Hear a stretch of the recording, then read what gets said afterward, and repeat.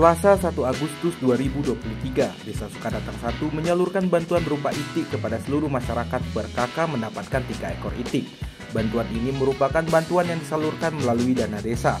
Tidak hanya itik, Pemdes Desa Sukadatang juga merencanakan pembagian bibit buah alpukat kepada masyarakat.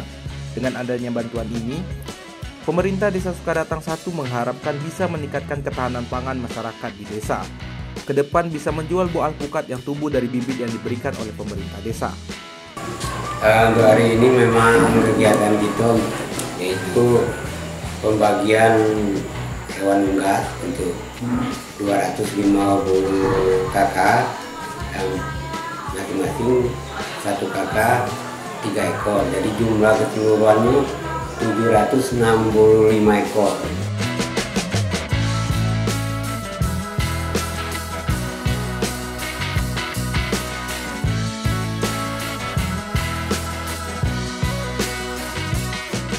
Ya, untuk kedepannya semoga kegiatan ini terus berlanjut. Semoga masyarakat Sukadatang 1 ini setidaknya bisa meringankan untuk belanja dapurnya, misalnya kalau intinya sudah bertelur atau ya mereka menikmati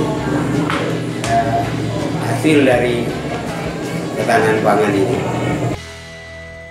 Dari lokasi, Tim Liputan Lebong TV melaporkan.